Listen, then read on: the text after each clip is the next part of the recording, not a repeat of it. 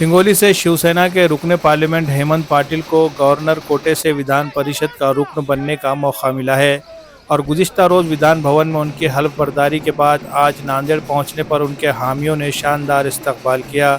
शिवसेना के जोशीले कारकुनान ने रेलवे स्टेशन पर जश्न के माहौल में हेमंत पाटिल का ज़ोरदार अंदाज में खैर मकदम किया और उसके बाद उनके रिहाइशगाह पर वालिदैन और ख़ानदान के दीगर अफराद की जानिब से भी उनकी इज्जत अफजाई की गई। इस मौके पर बड़ी तादाद में हिमायती मौजूद थे जो हेमंत पाटिल की नई जिम्मेदारी को लेकर काफ़ी पुरजोश नजर आए। हेमंत पाटिल ने वजीर आला एकनाथ शिंदे, गवर्नर महाराष्ट्र सीपी राधाकृष्णन और महायुति के तमाम रहनुमाओं का शुक्रिया अदा करते हुए कहा कि नांदेड़ की 5 असेंबली सीटों पर शिवसेना ग्रुप का मजबूत दावा है। उन्होंने एतमाद का इजहार किया कि आने वाले इंतखाबात में शिवसेना तमाम 5 सीटों पर कामयाबी हासिल करेगी, जिससे पार्टी की ताकत मज़ीद मुस्तहकम होगी।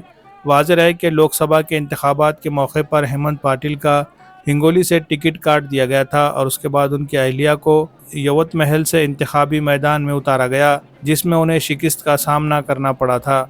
एकनाथ शिंदे ने इन्हें सियासी तौर पर मुस्तहकम बनाने के लिए किसी अहम जिम्मेदारी देने का भरोसा दिलाया था। पहले इन्हें वजीर का दर्जा दिया गया और अब उसके बाद उन्हें विधान परिषद का रुकन बनाया गया है। मैं दिल से महाराष्ट्र के मुख्यमंत्री माननीय एकनाथ शिंदे साहब का आभार व्यक्त करता हूं। मराठी में कहावत है, बोले तैसा चाले त्याची वंदावी पावले। लोकसभा में मेरी उम्मीदवारी घोषित हुई थी, लेकिन राजकीय कारणों से मुझे उम्मीदवारी वापस लेनी पड़ी। जब साहब ने शब्द दिया था कि कहीं ना कहीं मेरा पुनर्वसन होगा, तो पिछले 35 सालों से मैं शिवसेना का काम करते आ रहा हूं और नांदेड़ हिंगोली का उपनेता भी हूं। तो ये रीजन में देखने की वजह से साहब ने ये दिया है। महाराष्ट्र के उप मुख्यमंत्री माननीय देवेंद्र जी, माननीय अजित दादा और सभी मंत्रिमंडल का, राज्यपाल महोदय का, सबका मैं आभार व्यक्त करता हूँ।